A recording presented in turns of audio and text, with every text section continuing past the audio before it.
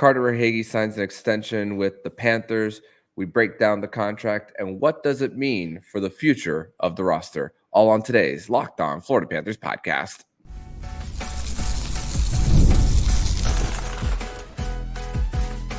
You're Locked On Panthers, your daily podcast on the Florida Panthers. Part of the Locked On Podcast Network, your team every day.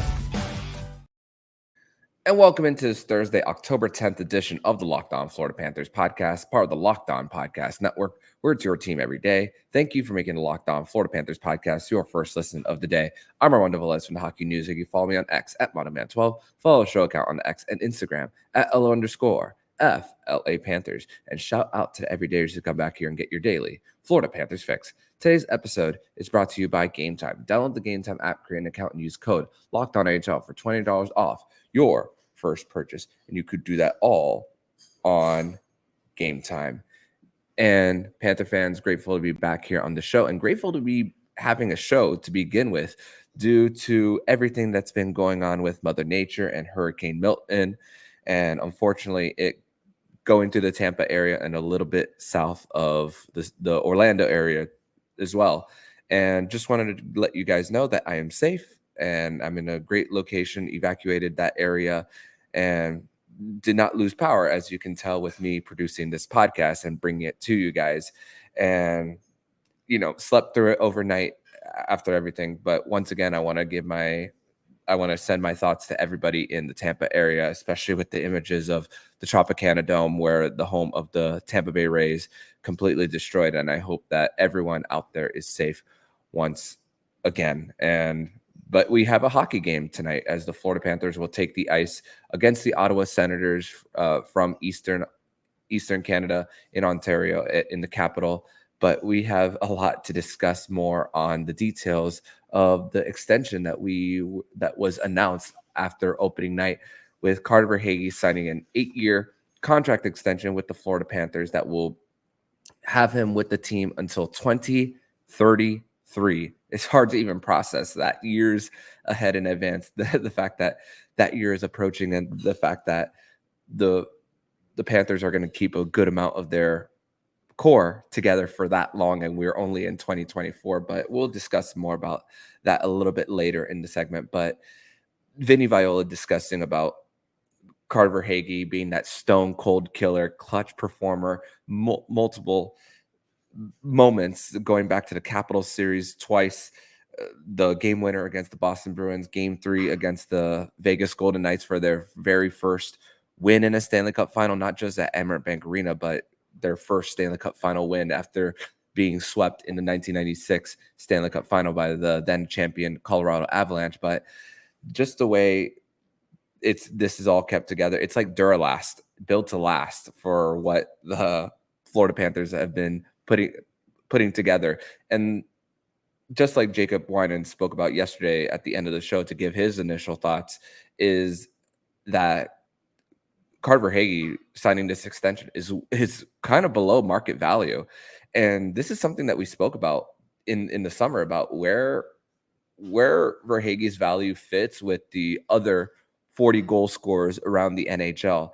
And he was outside of the top 30 in salary as compared to guys who have scored 40 goals. And, at the time I was saying that the contract projection for Carter Verhaeghe was somewhere around 8.5. But the fact that the next 8 years after this year, he's going to, with the cap going up, it's only going to create flexibility so much more for the front office. And before I continue on the flexibility and what the core 5 of the Florida Panthers are looking like, are the details of the deal for Verhaeghe.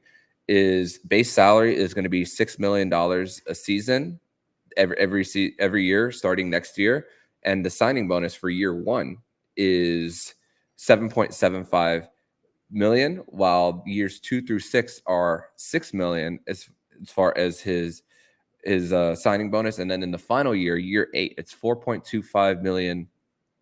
Excuse me. Base salary is $1 million. Sorry. Signing bonus is $6 million. Sorry. Got those words mixed up there. But a no move clause for Carter Verhaeghe in the first 5 years of the deal, and then a no move clause goes to a modified no trade clause in the final 3 years of the deal. And the 5 forwards right now in Barkov, Reinhart, Verhaeghe, Lundell in the mix, and Tkachuk, starting next year, assuming that the cap is $92.5 million, they will combine for $40.13 million, which is just under 44% of the cap beginning next season. If they're all together for the next 6 after that, and let's say the cap goes up by 4, which is a little bit conservative here, that cap percentage of those 5 guys will just be a little bit north of 2/3, 30, just under 38% actually, in the beginning of the 2029-30 season. And again, that's assuming a $4 million increase each year, and that could look different. One year could be 6, one year could be 5. That's just a projection there. But just to give you guys an idea of the fact that these guys have won together, and how everything is put in place so that you could fill out the rest of the roster as the team gets older, and that you could wheel and deal and get a little younger around them as well. And you're going to get, we spoke about clearing up space for Ekblad's deal, Bob's in 2 years, because not every, when those expire, especially Bobrovsky's, not every goaltender needs to make $10 million in order to be a successful Stanley Cup contender. And the fact that they're going to also have that flexibility after with having these guys, it makes a great situation. And Paul Maurice also spoke about it after practice on Wednesday, discussing about how these guys' primary decisions is not all about the money. It's a mix of that. They want to get paid, but also about just family. And that's something Sam Reinhart spoke about starting a family for him. Carter Verhaeghe starting a family himself and getting established in a place, especially with everything he's gone through, from cut from the Leafs, cut from the Islanders, sent to the ECHL. The money didn't fit with him in Tampa Bay, playing a more of a role player type of deal there. And now stability, being on that top line from the start, being with Sasha Barkov on the same line, and also off the ice too for him and his wife Casey. She's from the South Florida area, so it really helps for him and the decision for him to stay around here instead of moving around for them and their family on what they want to do. And also the amount of guys who are getting roster bonuses throughout the entirety of their deals, the ownership is not afraid to pay up. And also they know that they're not going to be buying out these players in the future. So also with the clauses, Barkov's and Tkachuk, their contracts expire in 2030. Forsling's contract and Reinhardt's, they go from no move clause to no trade after 2030. Same thing with Carter Verhaeghe. So Zito is putting his future self in a position for flexibility, if that is the case, if there are injuries, if there are possible retirements or contemplating at least, or if he wants to go into that transition period after, or even the next general manager, because who knows, Bill Zito might not want to be the GM anymore and just want to stick to being the president of hockey operations. I mean, Dale Talon tried that with, even though it was Tom Rowe who extended Ekblad, but it was under Dale Talon's watch. That extension with Ekblad and then signing Sergei Bobrovsky, the clauses went from no move to no modified no trade this year. Both winning the cup, it was an easy decision to keep them, but you still have that option. That is what matters here for the front office. And I mentioned that this ownership group is not cheap. Let's not forget that they paid off the remaining debt on Amerant Bank Arena this past offseason, and it developed that trust with winning, along with paying up and putting your money where your mouth is, to build around the franchise and outside of it to make it more of what Matthew Caldwell discusses of that destination franchise for the Florida Panthers and for other guys to want to be a part of this culture for the Panthers, which is a culture of success, a commitment to excellence is a way of putting it there. So just an overall, just great signing for the Florida Panthers, and a number that was a lot lower than I was expecting for Carter Verhaeghe, multi time 30 goal scorer and can score 40 goals in any given season as a guy who has the clutch gene, came up in big situations time and time again, and he's 4 playoff overtime goals away from breaking the all-time record in NHL history, and he has a chance to do it in a Florida Panthers sweater. But in the next segment, we are going to discuss more about Spencer Knight being back and how Bill Zito has managed the roster throughout the first few days of the NHL season, and what Verhaeghe's contract extension means for at least next year for the roster. We are going to discuss that more next here on the Locked On Florida Panthers podcast.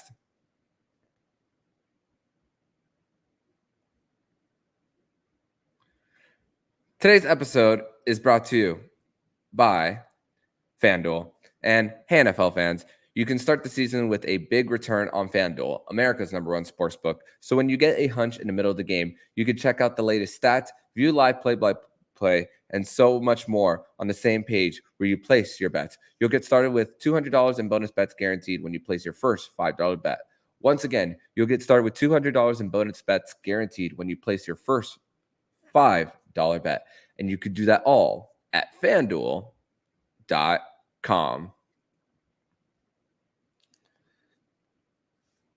And once again, I'd like to thank you guys for making the Locked On Florida Panthers podcast your first listen of the day here on a Thursday, as it's a game day for the Florida Panthers as they take on the Ottawa Senators tonight from the Canadian Tire Center in Canada's capital. But more on the contracts and the future of the Florida Panthers with this signing.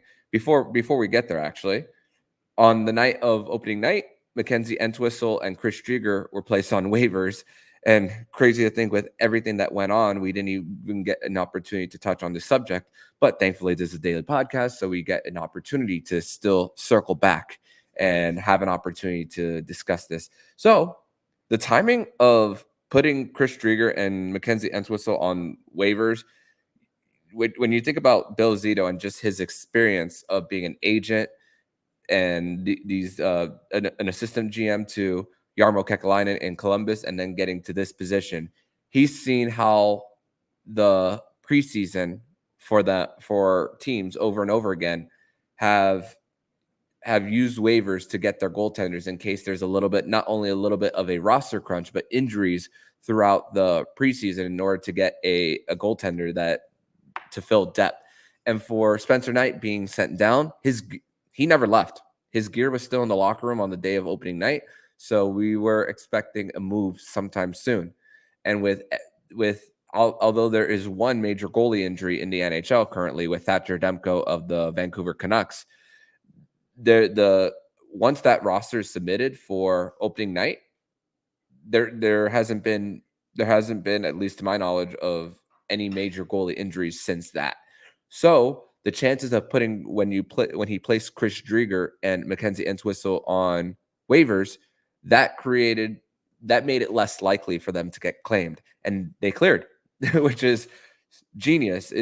I'm just thinking at that time, just give Bill Zito the Jim Gregory right now. I mean, how many times does he have to be in the running until he wins it? But hey, he cares more about Stanley Cups than he does Jim Gregory awards. So I'm sure he's not truly complaining about everything with that. So now, speaking of management and everything, the Panthers in their future, they have around, if the cap is going to be around $92.5 million, like Gary Bettman said in his very early projection of the cap, but things can change. Usually he goes a lot lower than what actually ends up happening. So who knows? It could be higher. Who knows? And which it will be a great situation for the Cats. And if that is the number, 8 roster players that you would need to fill for them, with an average around 2.5 million for each of the remaining 8 players that you need to fill for your 23-man roster. Bobrovsky is still going to be part of the mix. Spencer Knight is going to be part of the mix once again. Nico Mikkola, Evan Rodriguez, Eetu Luostarinen for them. So there's still decisions to make. There's still the RFA for Mackie Samoskevich, the 2 Boquist brothers, and then the big ones for Sam Bennett and Aaron Ekblad. And they're going to be due for a big payday for themselves. And we've seen Bill Zito get ahead of the game in contract extensions. Ryan Lomberg, Jonah Gadjevich, Spencer Knight in this most recent contract just a few years ago. Gustav Forsling at the trade deadline. Josh Mahura, Barkov a year in advance. And Carter Verhaeghe twice now that he's done it a year in advance. And when Verhaeghe signed that extension originally a few years ago, he was making $1 million going into that year, and then he was proven right based on what his worth was and exceeding that for him. And Zito is always consistently ahead of the game. So 8 roster players, 2.5 million on average, and you're going to get your veteran minimums on the roster. So that is going to be the great thing about putting out a winning product there, is that some people are going to take less. Do I expect them I expect most of the guys to take less are going to be guys from the outside of the organization coming here. Sam Bennett, just his style of play, and also the fact that he himself has to think about his future, and his style does get him hurt a lot. He has to think about getting a big payday for himself. He's not gonna take less. I don't think he's gonna try to make under $7 million for him as a second line center, because he wants that future security in case he is unable to play in the future. So if you're Sam Bennett, I'm thinking from his perspective, go get the bag, man. Go take care of yourself and take care of your future family. That's what I'm thinking of with that. Aaron Ekblad is another thing with his situation with being a franchise cornerstone, number 1 overall pick. Just like Carter Verhaeghe, he met his significant other in the area in South Florida, her working in the healthcare system around here. So it's a little bit of a tough decision for him and what he's going to do with his future with the Florida Panthers. And I mean, listen, we criticize Ekblad a lot, but he performed up to that number 1 defenseman level in the postseason. And him and Gustav Forsling, they had a rough year in 2023, but truly were able to gel more together in 2024. And that's going to be the same thing this offseason. We thought coming into July 1 of this year, it's going to be one of Reinhart or Montour. And sorry if you're looking at the YouTube, if I do a thumbs up, some balloons pop. It's just a way of how this streaming system reads it. So if we were thinking 2 guys, Montour and Reinhart, you're going to keep one. It's going to be the same thing. And the 2 guys that we're talking about, just like the last offseason, this offseason, we're talking about a defenseman and we're talking about a forward. Last year, Bill Zito chose the forward, but you're putting so much money now into your forward depth. Now I believe that Bill Zito is going to maybe go the other way and start not saying he's abandoning. I don't want to that would be the wrong use of the words for the roster. Now it's for him, he's going to try to refocus that part of the ice. And let's see where Aaron Ekblad wants to meet him.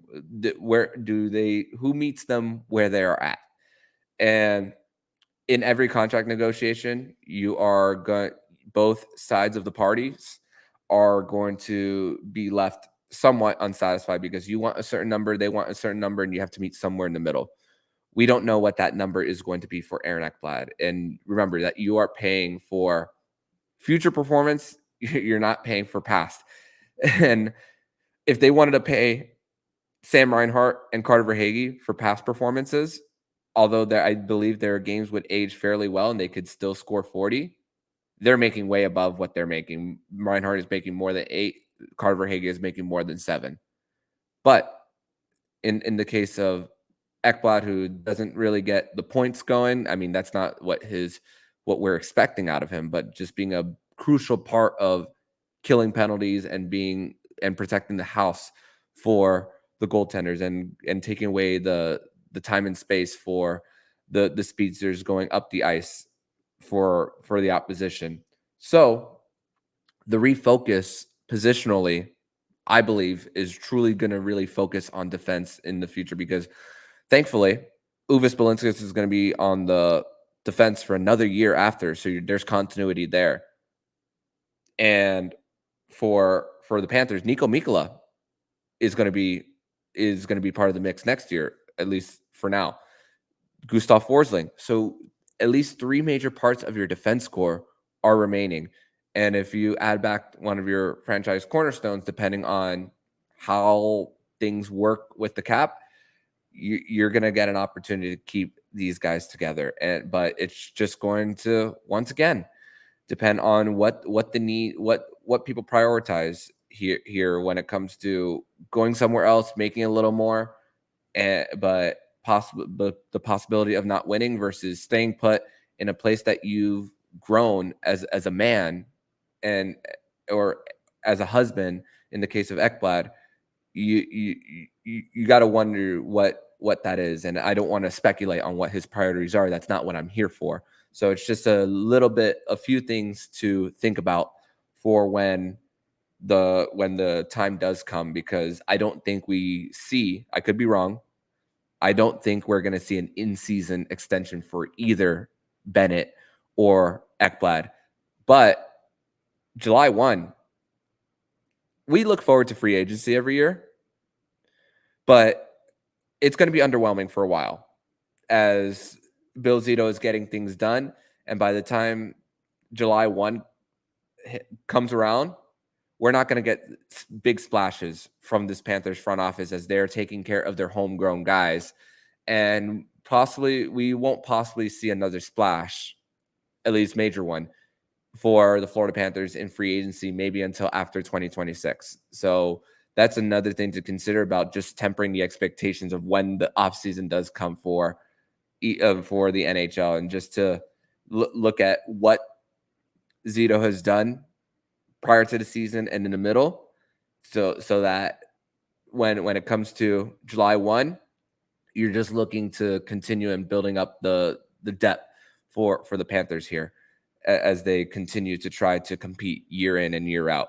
But we are going to transition over to segment number 3, where we are going to preview tonight's game between the Florida Panthers and the Ottawa Senators, as the Cats will take the ice tonight at the Canadian Tire Center. We are going to discuss that more next here on the Locked On Florida Panthers podcast.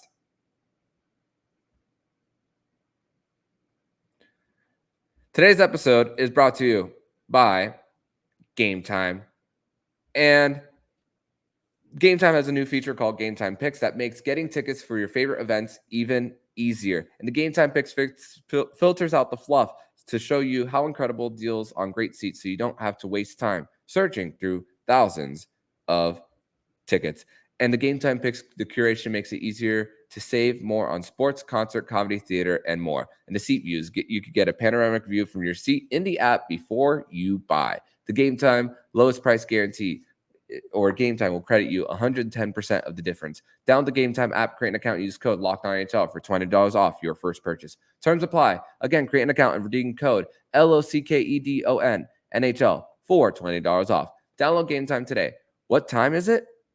Game time.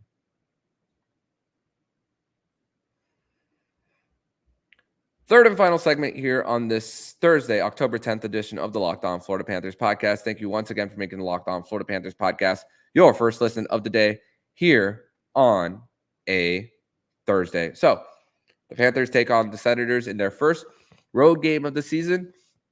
So crazy how we're so used to the Panthers starting off the season on a Thursday instead of a Tuesday. So that's the great thing about being a Stanley Cup champion, is just getting that first game out of the way. And what a fun day of hockey yesterday. Sam Montembeault gets a 47 save shutout against the Toronto Maple Leafs. The Edmonton Oilers in game one of this season, the Stuart Skinner gets pulled. The Quinn Hughes makes an incredible play to get the Vancouver Canucks at least a point, even though they lost in overtime. And then the Pittsburgh Penguins getting shut out 6-0.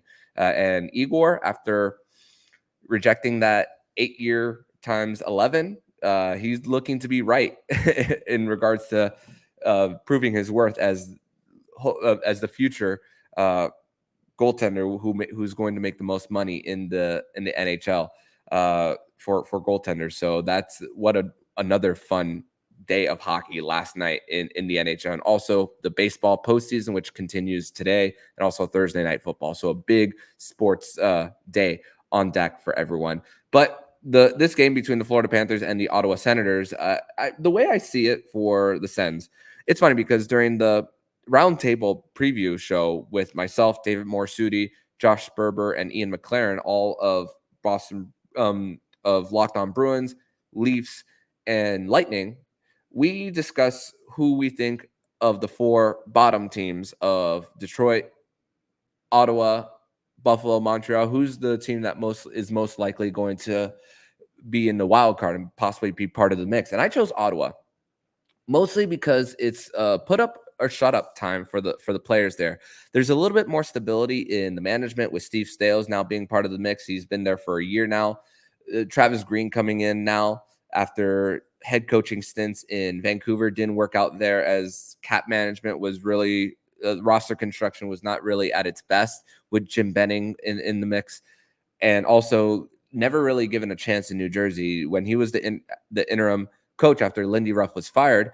It seemed like the writing was on the wall that he wasn't going to get a chance and that they were going to go outside the organization, which they ended up being Sheldon Keefe, former coach of the Toronto Maple Leafs, which they're facing the Devils tonight as far as this Thursday night matchup in the NHL.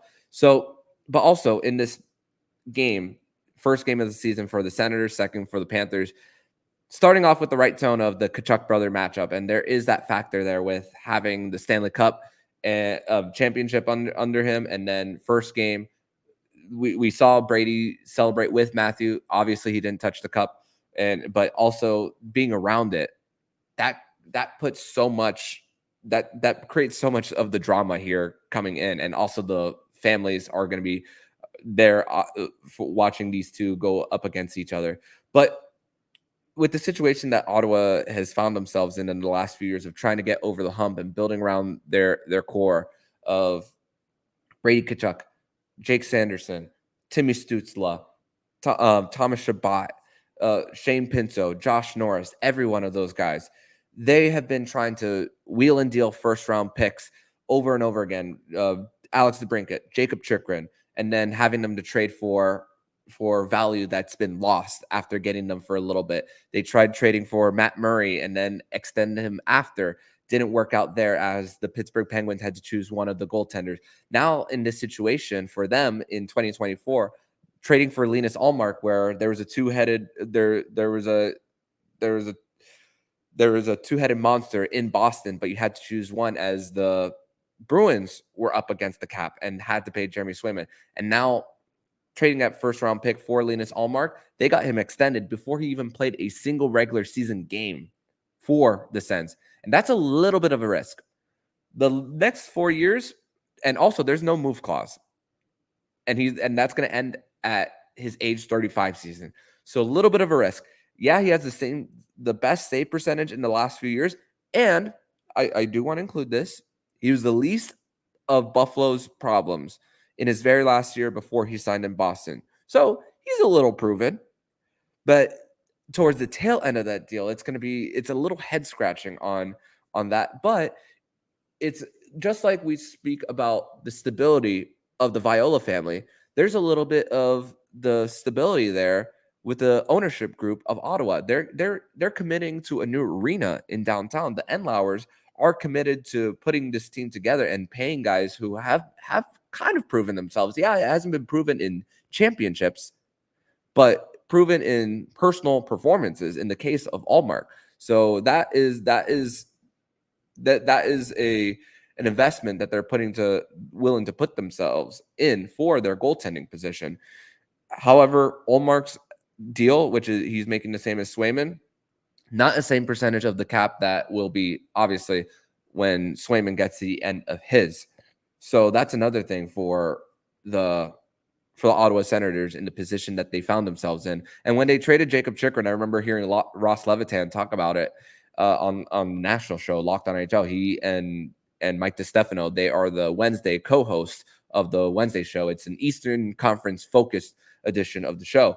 And he spoke about how a lot of the Ottawa Senators and their blue line, they had a lot of the same players. And there are commitments beyond next year, as Jakob Chychrun, South Florida native, Boca Raton native, Jakob Chychrun, his contract was coming up sooner than the other guys. So they had to and there was no indication on whether or not he wanted to extend. Although his grandfather attended every single one of the 41 home games while he was there, they had to create something for the future and the now for them to create more of defensive, stay-at-home, responsible play in their end to protect the defensive side of the puck. So that is why, from what Ross Levitan spoke about it, that's the impression that I got on why they made that trade to Jakob Chychrun to send him to the Washington Capitals there. So and here's the thing. Once again, it's put up or shut up for these guys in Ottawa. They signed, just like how Montreal signed Ben Sherratt to get them through a little bit of a rebuild. The Ottawa Senators the difference between them and Ottawa is Ottawa's trying to sign Claude Giroux, a leader, to help these guys, these youngsters, on teaching them how to win. However, this is the last year of Giroux's deal in Ottawa. Crazy to think that he's been there now after seeing that he signed a 3-year deal back a few years ago. And this team hasn't made the dance since 2017, ever since they made that run to the Eastern Conference Final in Erik Karlsson's one of his Norris Trophy seasons, and the year that the Pittsburgh Penguins ended up winning the Stanley Cup. But the identity, we speak about the identity of Ottawa, they're still trying to find out what that is for them. And listen, Brady Tkachuk is just like Matthew Tkachuk as a wrecking ball. He had 16 hits in a game last season. The Pinto drama of the whole gambling situation, from friends using his account in Long Island, on Long Island, excuse me. Shout out to Kobe Guy. That drama looks to be over, and he's part of the mix now, as he had to sign a $1 million deal in the middle of the season just to fit under the cap. So that's another thing for Ottawa, is that looks to be behind them, and now they could just focus on trying to play hockey. We spoke about Jake Sanderson earlier. There's also an up and coming guy in Carter Verhaeghe, who just recently got drafted, a right-handed shot for them. And about guys who they're probably going to deal in the next few seasons, they're probably going to try to once again rebuild their defense. And Nick Jensen, who's a little bit of an older guy, is a future trade candidate for them to clear cap space. We get there also, like we saw with them signing Claude Giroux as a veteran. They signed Nick Cousins, friend of the Florida Panthers. They signed him as far as trying to help the youngsters in how to be a professional and trying to get past this part of their rebuild and get out of that rebuild stage. As even though their former GM Pierre Dorion said the rebuild's over, that's just one thing that you don't guarantee and say to the media when you haven't proven anything. And now things are quieter there, and that's truly important for them. And speaking of Nick Cousins, I didn't mention this a few days ago during the ESPN Plus Stanley Cup documentary for the Panthers championship. Matthew Tkachuk wore that shirt dedicated to Nick Cousins that Brandon Montour wore during the Tampa series in the first round last year. So noticed that as Matthew Tkachuk was wearing that, as they still have a lot of love for Nick Cousins, as they are together forever being Stanley Cup champions. But this situation for them, obviously there's been a lot of bad blood between the two teams. Panthers won all 4 matchups. Anton Lundell loves playing against the Ottawa Senators. There's a lot of post-whistle stuff in the first matchup of the season last year. There's that video of Garrett Rank saying everybody on the ice gets a 10-minute misconduct, among other things, and just the continuation of that of a division rival just trying to go up against a Stanley Cup contender and trying to prove themselves. And we're going to see, there's no reason for me to believe that it's just not going to continue going on in this matchup. But as far as the season for Ottawa, once again, it seems to be put up or shut up, or else there's probably going to be a lot of roster turnover if they don't make the postseason once again, because front office and coaching looks to have a lot of stability as of right now. But that's going to do it for this edition of the Locked On Florida Panthers podcast. Make sure to come back for tomorrow's edition of the show, as it's going to be a Fairbanks Friday edition of the program, where Nick Fairbanks will be back as we will break down this Florida Panthers matchup against the Ottawa Senators. But in the meantime, if you like what you're hearing, please subscribe to the podcast to be notified every single time the Locked On Florida Panthers podcast jumps into your podcast feed. Don't forget to also subscribe to the other shows on our Locked On NHL network, including Locked On NHL, Locked On Fantasy Hockey, Flip Livingstone, and Stu Roden, and Locked On NHL Prospects. Thank you once again for making the Locked On Florida Panthers podcast your first listen of the day. So I'm Armando Velez, signing off. And you've been listening to Locked On Florida Panthers podcast, part of the Locked On Podcast Network, where it's your team every day.